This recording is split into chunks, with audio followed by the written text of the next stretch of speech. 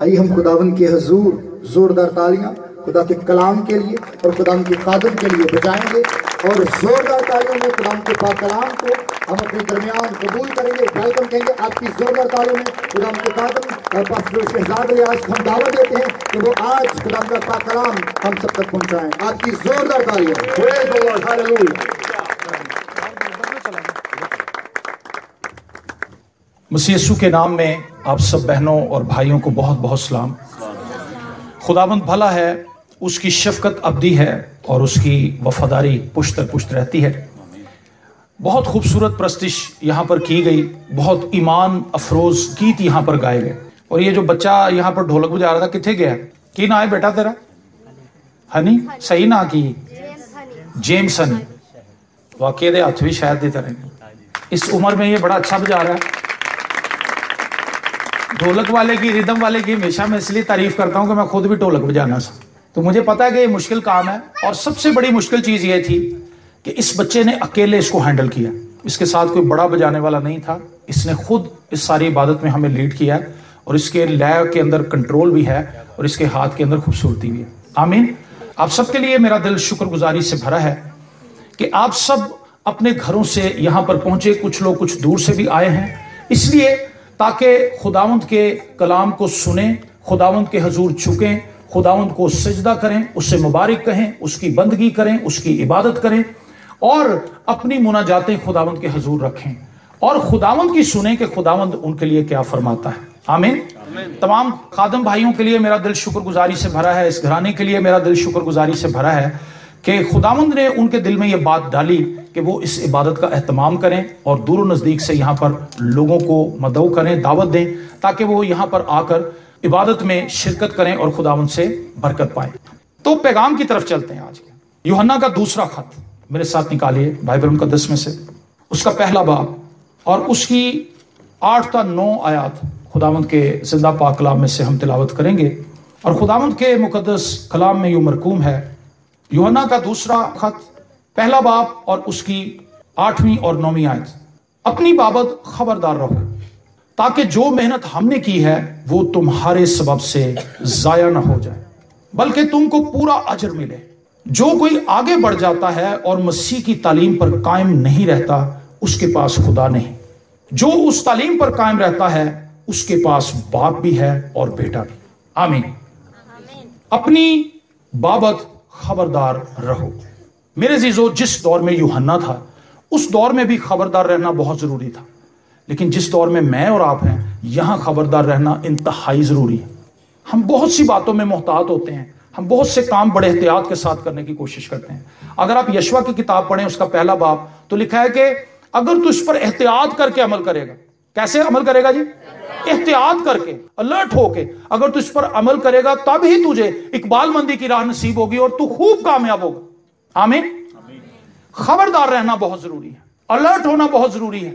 हम क्या कर रहे हैं, हम क्या सुन रहे हैं, हम क्या देख रहे हैं, हम क्या सोच रहे हैं, इन सब चीजों में हमें एहतियात करनी है। हम क्या खा रहे हैं, हम क्या पी रहे हैं। समझ रहे हैं मेरी बात? पीने से मुराद आपको समझ आ गई होगी कि मैं केड़ी पीने की गल कर रहा। पानी तो जिन्ना मर्जी पियो, डॉक्टर कहते हैं बहुता पियो।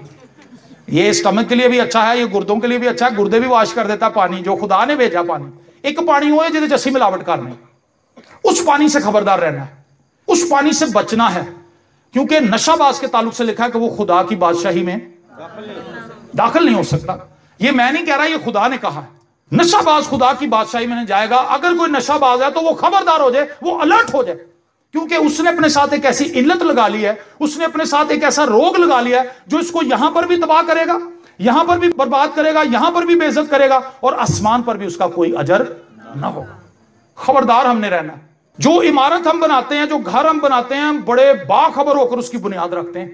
अगर आपने कमजोर बुनियाद रखी है, सिंगल ईंट का घर बनाया है, तो उस पर डबल बिल्डिंग कभी नहीं बनेगी, क्योंकि आपको राज मजदूरी कह देंगे कि सर जी आपकी दीवारें तो सिंगल ईंट की हैं, अगर इस पर दूसरी बिल्डिंग बनाएंगे तो वो वजन बर्दाश्त नहीं कर सकते। हम किस तरह से अपनी जिंदगी को बिल्ड कर रहे हैं, हम किस तरह से अपनी जिंदगी को तामीर कर रहे हैं, हमें इसके लिए खबरदार रहना है, हमें होश में रहना है। हम क्या देख रहे हैं, यह भी एक बड़ा अहम मामला है। आपको पता है, देखने का मामला हमें बड़ा आसान लगता है, लेकिन यह आसान नहीं है। बाइबल मुकद्दस में लिखा है, पैदाइश की किताब में, औरत ने जो देखा, क्या किया जी? देखा। लूत की बीवी ने क्या किया था? देखा था। खूबसूरत दरवाजे पर जो शख्स बैठा हुआ था उसने देखा था गौर से पतरस और यूहन्ना को। उसने इस नजर से देखा था कि मुझे कुछ इनसे मिलेगा। देखने का ही मामला सारा, सुनने का भी मामला है, बोलने का भी मामला है। मैं उसका भी तस्करा करूंगा। जिसके सुनने के कान हो वो सुने कि रूह कलीसियाओं से क्या फरमाता है। तुम सुनने में तेज और बोलने में, इसीलिए हमारे कान दो हैं मुंह एक है। लेकिन आपने देखा होगा हम बोलते ज्यादा सुनते कम है। हम अपनी कंस्ट्रक्शन के खिलाफ चल रहे हैं। हमारी कंस्ट्रक्शन हमें यह बताती है कि हमने सुनना ज्यादा है क्योंकि कान दो है, बोलना हमने कम है क्योंकि मुंह एक है। लेकिन हम बोलते ज्यादा हैं, दूसरे की तो सुनते ही नहीं है, अपनी सुनाई जाते हैं। जो ज्यादा सुनता है वो ज्यादा सीखता है, जो ज्यादा सुनता है वो ज्यादा गेन करता है। जो ज्यादा सुनता है इसका मतलब है वो मोहतात है, वो कम बोलता है। और बामौका बात के ताल्लुक से लिखा है, बामौका बात रुपहली टोकरियों में सोने के सेब। इधर टोकरियां, जैसे आप बैठे हुए हैं यहां पे टोकरियां रख देते हैं सेबों की, आपकी जगह पर टोकरियां सेबों की पड़ी हो और उसके अंदर एक टोकरी ऐसी हो जिसके अंदर सेब सोने के हों, तो वो सब में नुमाया नजर आएगी, है ना। लाल लाल सेब तो सारी टोकरियों में भरे हुए हैं, लेकिन गोल्डन सेब जो है वो दूर से ही नजर आ जाएंगे। वो कहेंगे यार वो देखो गोल्डन सेब। तो बामौका बात ऐसी बात है। तो हमने खबरदार होना है कि हम कैसा बोलते हैं। जब तक अहमक लिखा खामोश रहता अक्लमंदी लगता है। बड़ा सोहना टाई साई लाई, कोट पाए, स्टैड लाए, परफ्यूम लाया, खुशबुआं आंडियां कोलों, कहता यार बड़ा पढ़िया लिखिया बंदा लग रहा। जो मुंह खोलता इधर आ, उत्थे ही कहानी खत्म। टाई भी फारग, कोट भी फारग, घड़ी भी फारग, सब कुछ फारग। कहते थे जाहिल आदमी। जब तक आप चुप रहते हैं आपका बड़ा रोब रहता है। अगर आपके पास करने के लिए कोई अच्छी बात नहीं तो खामोशी भली। तो यूहन्ना क्या कहता है? अपनी बाबत खबरदार रहो। देखने के ताल्लुक से भी आज बहनें क्या देख रही हैं, भाई क्या देख रहे हैं। सोशल मीडिया का दौर है, हर बंदा मोबाइल से उंगलियां के सहारे अपनी हम लगे हुए हैं। क्लिप भेज रहे हैं दूसरे को भी दिखा रहे हैं, उसको भी बिजी कर रहे हैं, खुद भी बिजी हो रहे हैं। एक ड्रामा भी खत्म नहीं होता स्टार प्लस का या दूसरा सोनी का, उहदे नाल ही अगले ड्रामे का भी ट्रेलर आ जाता। मतलब वो भी खत्म हो रहा था, साथ ही दूसरे की भी ऐड आ जाती है कि बाद होना है शुरू अरसी करने लगे हैं तो तुसी किते ना जाना, इत्थे ही रहना साडे नाल। और हम लगे हुए हैं। हम क्या देख रहे हैं? मूसा ने दरखास्त की थी, खुदावंद मैं तुझे देखना चाहता हूं। ज़बूर नवीस कहता मैंने खुदावंद से एक दरखास्त की है कि मैं उम्र भर खुदावंद के घर में रहूं और उसके घर में इस्तफसार किया करूं और उसके जमाल को देखूं। देखने की दरखास्त देखें क्या है? खुदावंद तेनों देखना, दुनिया को देख के क्या है? एक्टरों को आप देख लें, एक्टर बूढ़े हो रहे हैं क्योंकि वो असल हीरो नहीं है। कैमरा ट्रिक है सारा। यहां से बेंच के ऊपर से खड़ा होकर हीरो जंप मारता, उन्होंने पहाड़ तो छाल मारता दिखाते हैं, पहाड़ तो छुखम नहीं हार डिग ना जाएगा। उसने भाई डब्बे से छलांग मारी, बाकी कैमरा इफेक्ट है सारा। पहाड़ से क्या उसने छलांग मारनी थी? मूसा ने सिर्फ अपना डंडा मारा था, असा मारा था, समुद्र दो टुकड़े हुआ था। ये बाइबल के हीरो, ये ओरिजिनल हीरोज हैं। आमीन। इनको देखें, इनको पढ़ें, इनकी जिंदगी पर गौर करें, खबरदार हो। आप कर क्या रहे हैं? जो कुछ आप देख रहे हैं वो आपकी जिंदगी पर असरअंदाज होगा। पौलुस रसूल कहता है कामिल करने वाले यीशु को तकते रहो। आमीन। किसको तकते रहो जी? कामिल करने वाले। कामिल अगर आप होना चाहते हैं तो यीशु को तकते रहे क्योंकि वो कामिल है, और कोई कामिल है नहीं। और जो कामिल को फॉलो करेगा वो कामिलियत के रास्ते पर चल निकलेगा। तो मैं आपसे ये कहूंगा, अगर आप ड्रामा देख रहे हैं, फिल्में देखकर अपना टाइम जाया कर रहे हैं, मैचेस देख रहे हैं, मैच अगर देखने का आपको बड़ा शौक है तो हाईलाइट देख लो 5 मिनट दी यूट्यूब देते हैं, तब पता चल जाए कौन जितया कौन नहीं। अगर इस तो भी ज्यादा टाइम बचाना चाहते हो तो किसी खबर च सुन लो अज की होया, वरना सवेरे लंघ दे किसी टी स्टाल तो अखबार से पढ़ लो। अपना टाइम बचाएं, आपका टाइम बहुत कीमती है। वक्त को गनीमत जानो क्योंकि दिन बुरे हैं। तो यूहन्ना कहता है कि अपनी बाबत खबरदार रहें। क्या मैं अपनी बाबत अलर्ट हूं? ये सवाल अपने आप से पूछें। बहनें भी पूछें, भाई भी पूछें, बुजुर्ग भी पूछें, बुजुर्गाएं भी पूछें, शोहर भी पूछें अपने आप से, बीवियां भी पूछें बतौर बीवी मैं कैसी हूं? मैं खबरदार हूं? मैं अपने शोहर की इज्जत करती हूं? मैं उसकी रिस्पेक्ट करती हूं? शोहर देखे कि मैं अपनी बीवी से मोहब्बत करता हूं, मैं उसकी जरूरियात को पूरा करता हूं। अगर हम ऐसा नहीं कर रहे तो हम खबरदार नहीं हैं, हम अलर्ट नहीं हैं, हम गैर मोहतात हैं। और गैर मोहतात हमेशा गिरते हैं, गैर मोहतात हमेशा गिरते हैं। मैं हमेशा मिसाल देता हूं कि जिस बंदे ने सफेद लट्ठे का सूट पहना हो काटन का, कलफ भी लाया, माया लगी हुई, इंज जाता सड़क के विचों बच बच। क्यों? क्योंकि उस पर जरा सी भी छींट पड़ गई तो नजर आ जानी है कि इस पर कीचड़ गिरा हुआ है ना, इस पर कीचड़ है और इसके कपड़े गंदे हैं। क्यों उसने इतनी एहतियात की? क्योंकि उसका लिबास सफेद है। मैंने और आपने इतनी एहतियात क्यों करनी है? क्योंकि हम यीशु मसीह के खून खरीदे हैं। यीशु मसीह ने हमें अपने खून से खरीदा है, उसने हमें पाक किया है। हम अपने नहीं हैं, हम कीमत से खरीदे गए हैं। हमारा दाम चुकाया गया है, हमें खरीद लिया गया है, हमें मोल लिया गया है। और इसलिए नहीं कि हम वो काम करते फिरें जो दुनियादार लोग करते हैं। हम वो काम करने के लिए बुलाए गए हैं और बचाए गए हैं और बरगुज़ीदा किए गए हैं जिनसे मसीह का जलाल ज़ाहिर। तो अपनी बाबत हमने खबरदार होना है, देखने के हवाले से, सुनने के हवाले से, बोलने के हवाले से। हम करते क्या हैं, हम सोचते क्या हैं, ये बड़ी अहम चीज है। ये किसी को नजर नहीं आती, खुदा को पता चल जाती। ज़बूर 139 में लिखा है, तू मेरे ख्वाबगाह की छानबीन करता है, तू मेरे इरादों को जानता है। हननिया और सफीरा ने क्या किया था? घर बेचा उन्होंने अपने जहन के अंदर एक बुरा आइडिया सोचा, थोड़े से पैसे रख लो, थोड़े से भी नहीं, शायद अद्धे रख ले। हैं कहने लगे, भाई साहब पतरस के पास आए, भाई साहब 20 लाख का मकान भी किया सी, असी सोचा फिर चर्च नूं दे दईए, है लो साडे पैसे। और 10 लाख लेके आ गए। अमाउंट नहीं लिखी हुई, मैं आपको वैसे बता रहा हूं। आधी कीमत या उससे कम कीमत लेकर आए, और वो दिखा क्या रहे थे कि हम पूरी अमाउंट लेकर आए। जो कुछ हम करते हैं वो सब कुछ पता चल जाता है। एक औरत ने 2 दमड़ियां डाली थी, हैकल के अंदर हजार लोग अपना काम कर रहे थे, कोई सिक्के लेकर आ रहा है, कोई चादरें लेकर आ रहा है, और वो बड़ी कुर्बानियां चढ़ाई जा रही थी। लेकिन एक औरत ने 2 दमड़ियां डाली। कितनी जी? 2। और यीशु ने उसको देख लिया। भाई साहब ये बात मुझे बड़ी हैरानकुन लगती। यीशु ने उसको नोटिस किया। खुदावंद ने कहा सबसे ज्यादा इसने डाला। आप जो कुछ कर रहे हैं वो नोटिस कर रहा है खुदावंद, वो देख रहा है। अगर कोई बुरी नीयत से किसी औरत को देखता है तो लिखा वो अपने अंदर उसके साथ जिना कर चुका। और अगर कोई अच्छी नीयत से देखे, क्या उसका अजर ना पाएगा? आप किसी खूबसूरत लड़की को देखें, बेटी को देखें, खुदावंद इसे एक अच्छा जीवन साथी देना, दुआ दें, उसको दिल में अपनी बहन मान लें, उसको दिल में अपनी खाला मान लें, फूफी मान लें, कोई रिश्ता जोड़ लें उसके साथ, उसकी रिस्पेक्ट करें, दुआ दें दिल से। ये एक अच्छा ख्याल है, एक अच्छा माइंड है। किसी के बच्चे को नौकरी मिल जाए, खुदावंद इसे तरक्की देना, सड़े ना, उससे जले ना। इन्होंने कितों घर बना लिया, ऐ तो साडे को रोट सालन मांग के जाती सी, इनू मैं आलू गोभियां देंदी रही हैं, इनू मैं टींडे बच्चे देंदी रही हैं। बच्चे होए ताजी बनाई, वो नहीं कहती फ्रिज चो दे दे खाला नू, वो जेडे कल बच गए सन ना आलू बताऊं, उन्होंने दे दे आलू बैंगन, उसको दे दिए। बचे हुए, और उनके जहन में ये कि ये बचा कुचा खाने वाले लोग, इन्होंने घर बना लिया, इन्होंने बिल्डिंग बना ली। जले ना, दूसरों के तरक्की से खुश हो। बरकत के लिए आप बुलाए गए हैं, आप लानत के लिए नहीं बुलाए गए। आपके नाम के साथ यीशु का नाम है, उसकी लाज रखें, खबरदार रहें आप क्या करते हैं। और जब आप मोहतात हो जाएंगे, एहतियात करके खुदा के कलाम पर अमल करेंगे, खुदा की कुदरत आपकी जिंदगी के अंदर काम करेगी, खुदा का जलाल आपकी जिंदगी के अंदर बहना शुरू हो जाएगा, खुदा की बरकत आपकी लाइफ पर आ ठहरेगी। बहुत से लोग ये कहते हैं कि सर हम दुआएं करते हैं। अभी भाई साहब ने 2 गीत गाए हैं ऐसे दुआ के वाले से, है ना भाई साहब, जिसमें ये जिक्र था कि अगर आप ईमान से मांगे, खालिस नीयत से मांगे, गुनाह से अपनी जिंदगी को आजाद करके मांगे तो खुदा आपकी सुनता है। बहुत से लोगों की दुआएं सुनी नहीं जाती, पास्टरों से भी दुआ करवाते हैं, नहीं सुनी जाती।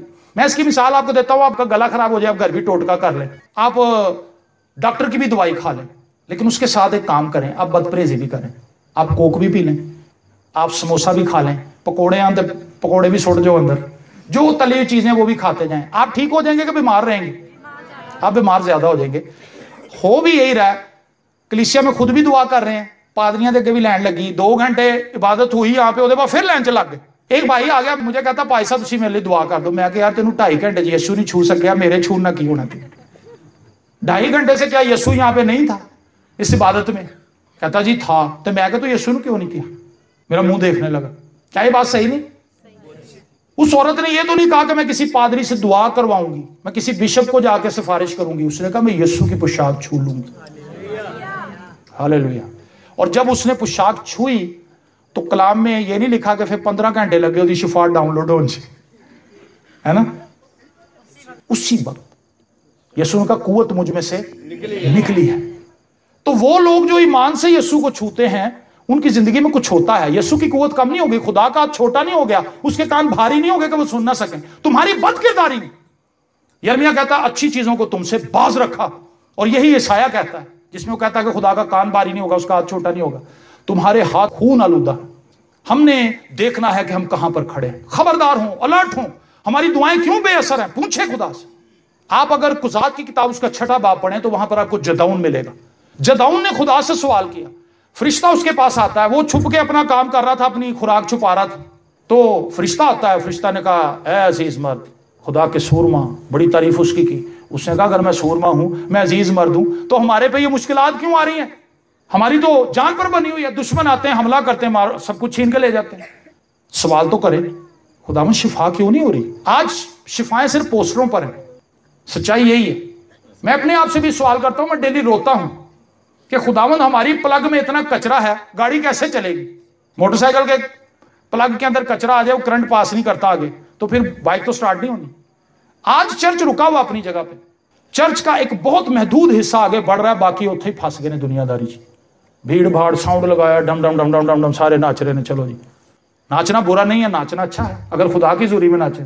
अगर लोगों को दिखाने के लिए नाच रहे हैं, आदतन नाच रहे हैं, नच्चन के दिल कर रहे हैं, परस्तिश नहीं है ये तो आपकी अपनी मनपसंद की बातें, अपना रांझा राजी करंट हो रहे हैं। तो अगर ये कुछ है तो ये वर्शिप तो नहीं है। मैं भी अंदर बात कर रहा था कि पास्टर्स जिनको बुलाया जाता है वो इबादत में इतनी लेट पहुंचते हैं कि बंदे ही थक जाते हैं सामने बैठे। इससे पहले की इबादत शुरू होती हम यहां पे आ चुके थे पहले। ये नहीं कि हम अभी आए हैं, चलती इबादत में नहीं आए, हम पहले के बैठे हुए थे आके, हम 5 बजे इधर आ गए थे। अगर पास्टर को ये नहीं पता कि मैंने खुदा की इज्जत करनी है तो वो कैसे सोच सकता है कि खुदा उसकी इबादत के अंदर, जिस इबादत में वो मौजूद है, अपना जलाल जाहिर करेगा? नेवर।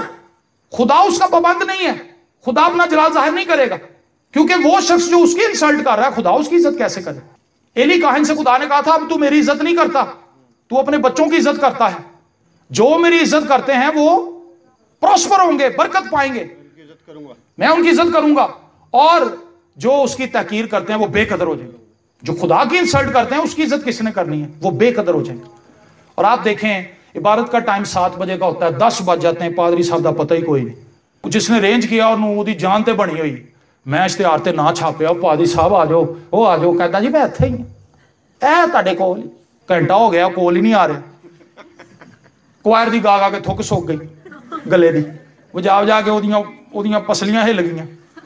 जब आप तेज रिदम लगाते हैं आपके दिल की धड़कन भी तेज हो जाती है ना, जब ज्यादा फास्ट बीट हो जाए। क्वायर लीड करने वाला पूछ रहा, हाँ जी, पिछले पूछ रहा कि कितने तक पहुंचे ने पादी साहब, कहना जारी रखो काम, पादी साहब का कोई पता नहीं। यीशु के बारे में वो पहले ही जैसे माइक पकड़ना, फूक मारते हुए चल रहा माइक, अच्छा, उसके बाद कहते हैं मेरे जीजो खुदा की हजूरी यहाँ पर है।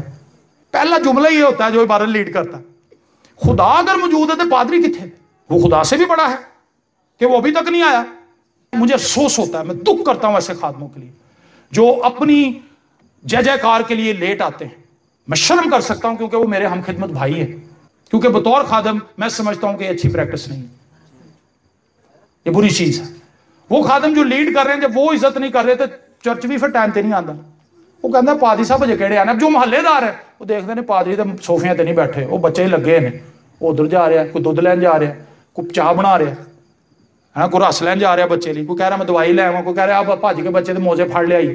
इबादत का टाइम शुरू हो गया वो, और जब वो लोग इकट्ठे हो गए और वो ये तवक्को करें कि खुदा अब अपना आसमान खोलेगा, बड़ी बरकत आएगी। आप शोर जरूर मचा सकते हैं, आप इधर आके हल्ला गुल्ला कर सकते हैं, होना कुछ नहीं। आई एम सॉरी टू से। क्या मेरी इस बात से इत्तेफाक करते? अगर हम खुदा की रिस्पेक्ट नहीं कर सकते तो खुदा हमारी रिस्पेक्ट क्यों करे? ज़कई के ताल्लुक से लिखा है कि वो गूलर के पेड़ के ऊपर यस्सु के आने से पहले ही ऊपर चढ़ा हुआ था। उन्हें यह नहीं किया यस्सु आ जाएगा तो फिर मैं भी किसी बिल्डिंग पे चढ़ जाऊंगा। उन्हें कहा नहीं, मैं कोई ऐसी थां लभा जिथों यस्सु मैनू फेस टू फेस नजर आए।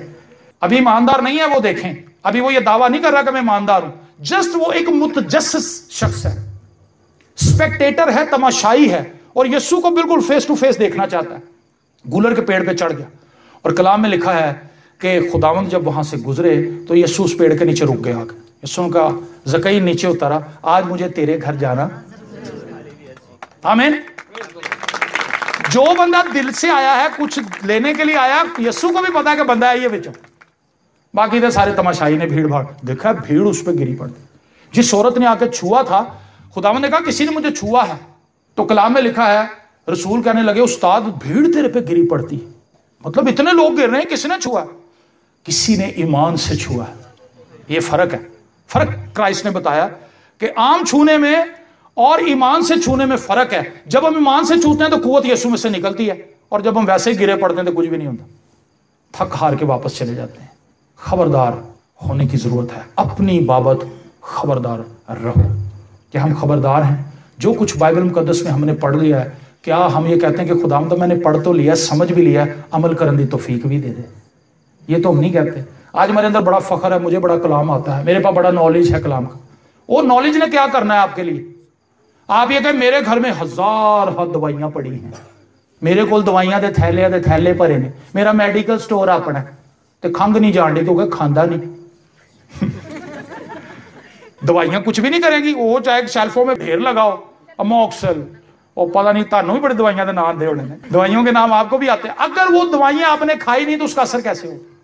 किसी के पास अगर बाइबल का नॉलेज है तो मैं उससे मुतासिर नहीं हो सकता। यह चीज मुतासिर करने वाली नहीं है। मुतासिर करने वाली यह है कि अमली तौर पर उसने अपनी जिंदगी में मसीह के कलाम को कितना भरा है और अमली तौर पर उसके अंदर से मसीह कितना नजर आता है। स्टिफनस के ताल्लुक से लिखा है, जब उसको संसार कर रहे थे तो उसका चेहरा फरिश्ता का सा था, और जब उसको मार रहे थे उसने कहा खुदावंद ये गुनाह इनके जिम्मे ना लगा। कितनी अजीब बात है। ये अल्फाज तो यीशु ने सलीब पर कहे थे, तो ये अल्फाज स्टिफनस बोल रहा है, इसका मतलब है कि खुदा का रूह उसके अंदर था, सेम उसी कुव्वत के साथ काम कर रहा था जैसे कलवरी पर यीशु ने अल्फाज अदा किए थे। मेरे जीजो, हम खबरदार हो, सास खबरदार हो मैं कैसी सास हूं, बहू खबरदार हो मैं कैसी बहू। अगर आप खबरदार नहीं है तो आप अपनी सास का बुढ़ापा और वो आपकी जवानी खराब कर देगी। समझ आई था गल? अगर तुसी खुदावंद से नहीं तो सस जड़ी है ना वो अपनी नूह की जवानी गाल देगी और जो बहू है उसका बुढ़ापा खराब कर देगी। और अगर वो दोनों खुदावंद में होंगी उसकी जवानी भी सुधर जाएगी, उसका बुढ़ापा भी समझ जाएगा। कहेगी यार मेरी धी है, वो कहेगी यार मेरी अम्मी है। हालेलुया, ये बड़ी बात है। सास बड़ी जबरदस्त चीज होती है, बरकत देती है, दुआ देती है और वो आपके काम भी बड़े करती है। जो मियाँ बीवी ने जाना अम्मी जी जरा काके नूं फड़ना सीखो नहीं है, कितना फायदा उसका, बड़े फायदे हैं। फायदे देखें उसमें, ये ना देखें कि उल्ला खंगती रहती। आप ये देखें कि ये तो मेरी माँ है, ये मेरी सपोर्टर है, ये मेरी हेल्पर है, मैं इसकी हेल्पर हूं, हम एक खानदान है। ये कैसी खूबसूरत सोच है। ये सोच सिर्फ मसीह में ही है। मसीह के बगैर आपको इस सोच का अंदाजा नहीं हो सकता। मसीह के बगैर आप कभी भी इस सोच तक नहीं पहुंच सकते। सो हमने खबरदार होना है, हम कैसी जिंदगी गुजार रहे हैं, हम कैसे चल रहे हैं।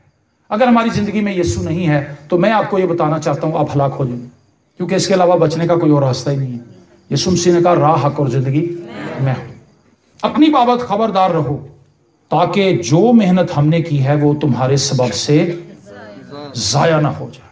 खादिम बड़ी मेहनत करता है, जो मुकामी पादरी होता है, विजिट करता है, दुआएं करता है, हलाशेरी देता है। वो बाजी कलाम पढ़े, भाई कलाम पढ़े, आया करें चर्च, प्रस्तिश किया करें मिलके, विजिट करता है, लोगों को उभारता है, कलाम सुनाता है, कलाम तैयार करने के लिए मेहनत करता है। जुस्तजू उसके अंदर लगी रहती है कि मेरी कलीसिया तरक्की करे। जॉब नहीं किसी को मिल रही, भाई साहब दुआ करो। वो रात को भी दुआ करता है, मैंने खुदावंद उस बेटे के लिए दुआ की थी, उसको जॉब दे। मेहनत है, स्ट्रगल है, दुख है, रंज है। सर्दी में उसको फोन कर रहे रात को 1:30 बजे, भाई साहब बस तुसी आ जाओ। की होया दसो तो सही, तुसी आ जाओ बस, ना बच्ची जरा डर गई, वो आगे उल्टी हुई होती, कहता जी बदरूआं आ गई।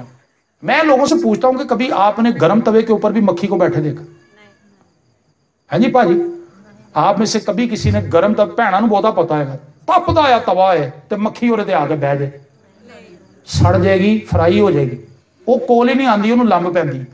ठंडा ठार मसीही जो है ना वो बदरूहों की माजगा बन जाता। और जो रूह में जलता हुआ है, रूह में जलता हुआ है। सिकवा काहिन के बेटों को बदरूहों ने कहा हम पलूस को भी जानते हैं, यस्सु को भी हैं, तुसी कौन हो, तुसी ठंडे ठार हो इधर आओ। वो उन्होंने फैंटा लाया, कपड़े कुपड़े फाड़ के दौड़े जा रहे ने महल्ले च, और आए कि सन यस्सु नाच बदरूआ कड्डन। जो खादिम मसीह में है वो मेहनत करता है और वो आंसू बहाता है। सर्दी, गर्मी, बरसात, कीचड़, धूप, हर किस्म के मौसम में निकलता है और वो लोगों की हेल्प करने के लिए तैयार रहता है। और वो कहता है कि तुम खबरदार रहो, कोई हमारी सारी मेहनत को जाया ना कर देना। सोचें कि हमारे पादी साहब कितनी मेहनत से कलाम सुनाते हैं। आपको पता है मैं भी लाहौर से निकला हूं, हम तकरीबन 2 बजे के निकले में, और अभी क्या टाइम हो गया जी, 9 बज गए। अभी हमने वापस भी जाना है। तो मेहनत असी की कलाम से आधा घंटा 40 मिनट सुनाना, हमने चले जाना। लेकिन इस कलाम को आप तक पहुंचाने के लिए कितनी मेहनत है। ये सारा सिस्टम आप देखें, साउंड लगाया गया, लाइटें लगाई गई हैं, दरियां बिछाई गई हैं, और आप लोगों को इन्विटेशन दी गई है। इन्विटेशन इसलिए दी गई है ताकि आप जिंदगी की बातों को सुन लें और सीख लें, और जब आप इस पर अमल कर लेंगे तो हमारे पैसे वसूल। और अगर आप इसको भूल जाएंगे तो फिर की होएगा, उत्थे का उत्थे ही काम रहना। इसलिए बहुत जरूरी है कि आप खबरदार हों। और वो कहता है जो मेहनत हमने की है कहीं वो तुम्हारी वजह से जाया ना हो जाए। और फिर आगे कहता है बल्कि तुमको पूरा अजर मिले। Praise the Lord. जब आप उस कलाम को जो खादम सुना रहा होता है, जिस ईमान से वो सुना रहा होता है, उस ईमान से जब उसको रिसीव कर लेते हैं तो आपको पूरा पूरा अजर मिलता है। वो कलाम एक्टिव हो जाता है, वो काम करता है। यीशु ने कहा इसी ईमान के वसीले से चली जा, बदरू तेरी बेटी में से निकल अपने आप। उसने कबूल कर लिया, ईमान के साथ रिसीव कर लिया। इतने पादरियों को दुआवां करा करा के थक गए हैं, पादरी भी थक गए ने दुआवां कर करके। पादरी साहब को दुआ कराई, अगले चर्च चले गए, अगले चले गए, अगले चले गए, अगले चले, इब्राहिम फिर भी नहीं आ रहे। रीजन ये कि अपनी जिंदगी से वो गुनाह को, वो कहते ने एक बंदे ने मोजे पाए तो बड़ी बो आई पर मोजे, तो ओदा बॉस कहता बेटा तेरे मोजिया चो बड़ी ही बो आ रही है, अगे स्टोर आ रहा इथों नवे मोजे लै, वो पा पूरी गड्डी च धुम गई तेरी बो। कहना जी सर जी माफी दे दो। स्टोर च गया, उथों नवे मोजे पा के आया। बॉस ने कहा चलो सुकून होएगा। गड्डी च बो फेर आई है। कहता की हो गया, मोजे तो नवे पा लेने, पुराने मोजे कितने नहीं। कहता जी जेब च ही। हमारी हालत भी यही, सिगरेट की डब्बी जेब च, शराब की बोतल घर शेल्फ च पई हुई, सास से लड़ाई अपनी जगह पे है, पादरी बदल बदल के दुआवां करा रही, सस नूं नहीं माफ करना, शोहर से बदजुबानी बंद नहीं करनी, बंदे ने मारना नहीं छड़ना। तो बरकत कहां से आनी भाई? कौन सा काम हम कर रहे हैं जिससे बरकत मारी? आप एक ऐसा बर्तन ले आए जिसका पैंदा नीचे से सारा टूटा फूटा हो, फुल नलका छड़ दो, जितनी देर तक नलका खुलिया रहेगा चलता रहेगा बाल्टी भरी रहेगी। जिवें तुसीं नलका बंद करना है बाल्टी सारी खाली, क्योंकि उसके पैंदे के अंदर जगह जगह सुराख है। लिखा है मजदूर अपनी मजदूरी सुराखदार थैली में डालता है, सुराखदार थैली। और फिर लिखा है सबको अपनी फिक्र है, खुदा के घर की तो किसी को फिक्र नहीं। हमें खुदा के कलाम की भी कोई फिक्र नहीं, हम खुद परस्त लोग हैं, हमें अपने आप से मतलब है, हमारा मतलब हल होना चाहिए। भाई सब साड़ी पहले सुन लो, पहले मेरी रूह दाद पूरी सुन लो। उसकी पूरी कहानी सुनने के बाद जब आप उसे कहते हैं ना बाजी तुसी तौबा की थी, कहती तौबा भी कार ही लांगे, तुसी दुआ करो साडा मसला ते हल हो।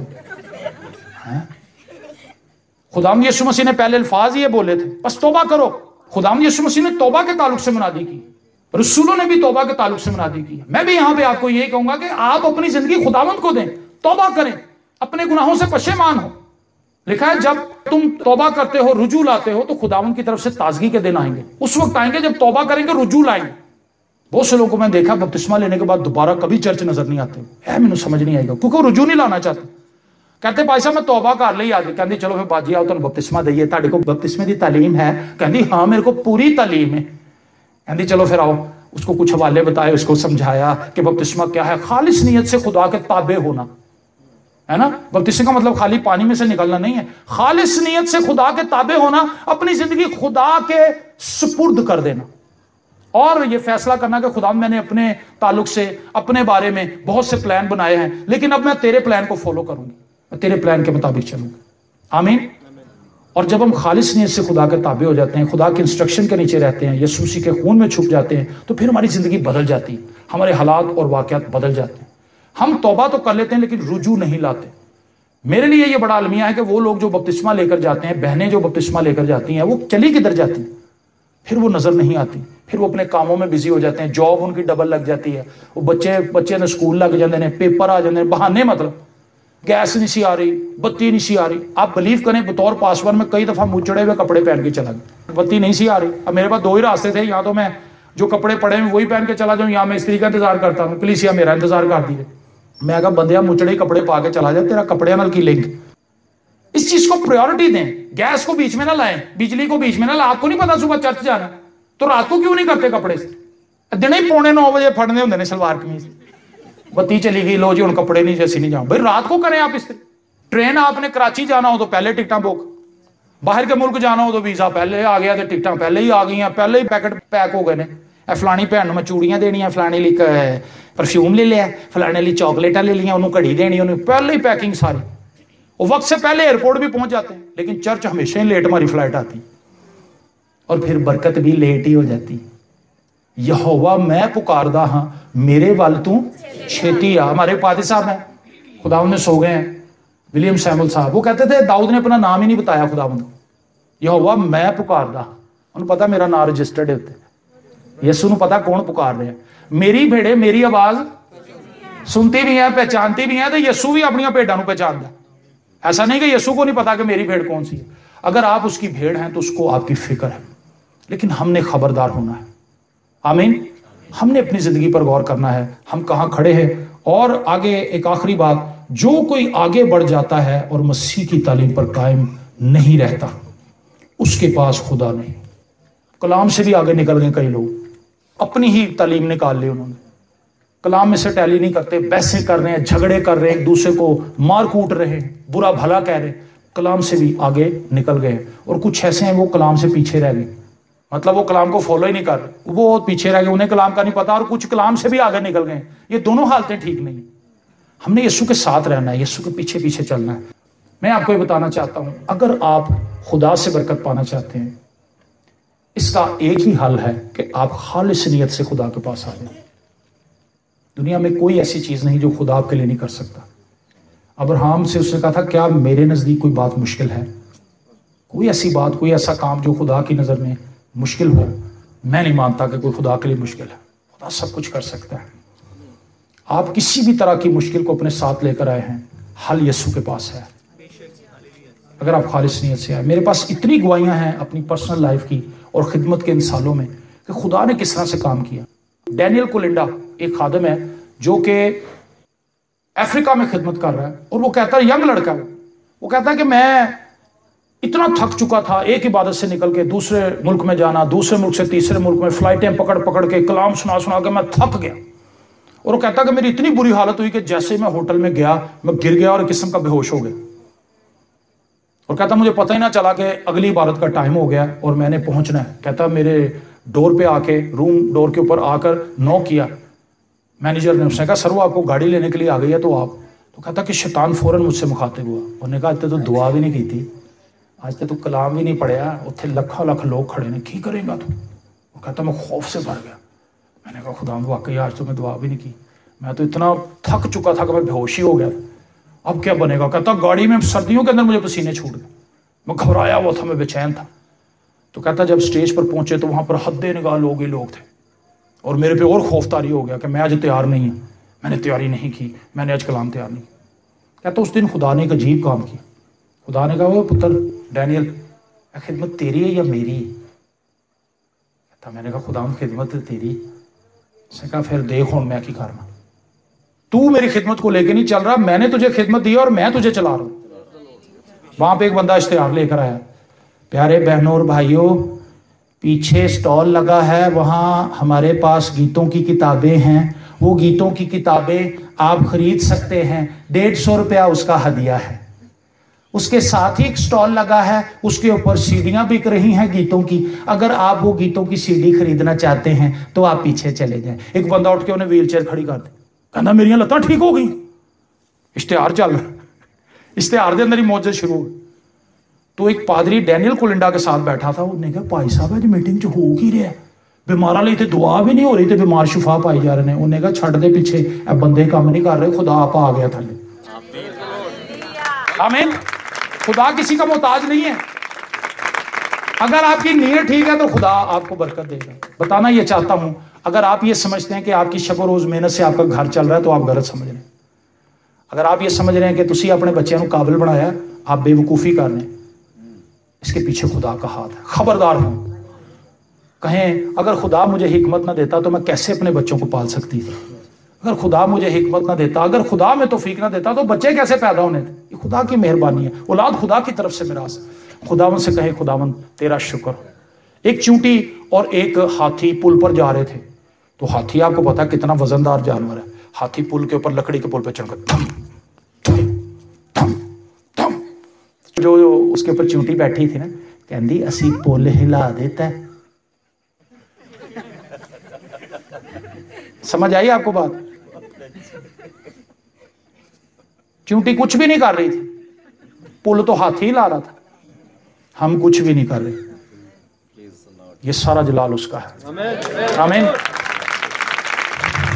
आइए अपनी आंखों को बंद करें,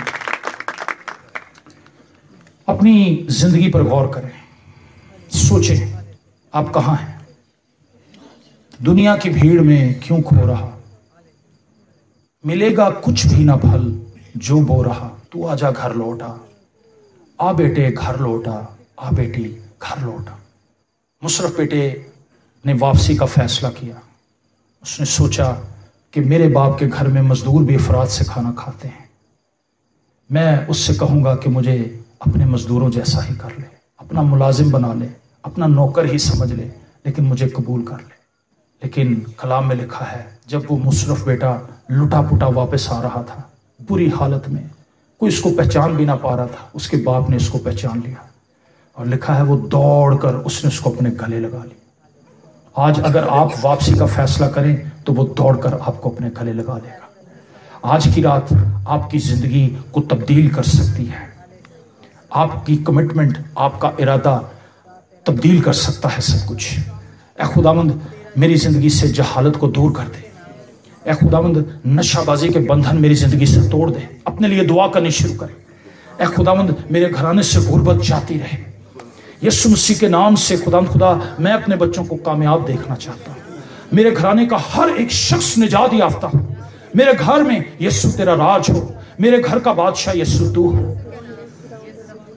दुआ कीजिए, ये वक्त है, क्योंकि जब अंधा शख्स ये जान चुका था कि यीशु यहां से गुजर रहा है तो उसने शोर मचाना शुरू कर दिया, ऐ इब्ने दाऊद मुझ पर रहम कर, ऐ इब्ने दाऊद मुझ पर रहम कर। यीशु उसकी आवाज सुनकर रुके और खुदावंद ने उसकी जरूरत को पूरा कर दिया। आज शाम आप भी अपनी जिंदगी को तब्दील कर दीजिए।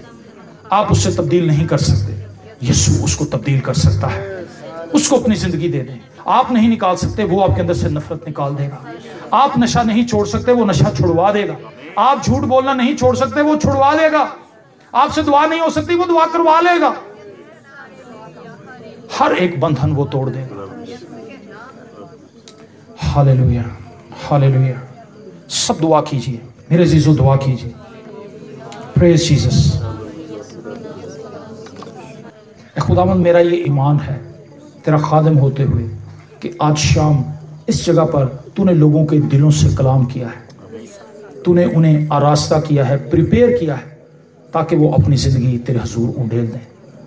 वो कमिटमेंट जो इन्होंने खामोशी से अपने दिल में तेरे हजूर की है, ये उस पर कायम रह सके। तेरा पाक रूह इनकी मदद करे, इनकी हेल्प करे, ताकि खुदावंद ये उस कुव्वत को, उस जोर को हमेशा तुझसे पाते रहें जो उन्हें शैतान पर गलबा बख्श दे। यीशु के नाम में आमीन। खुदावंद आप सबको बरकत दे। God bless you.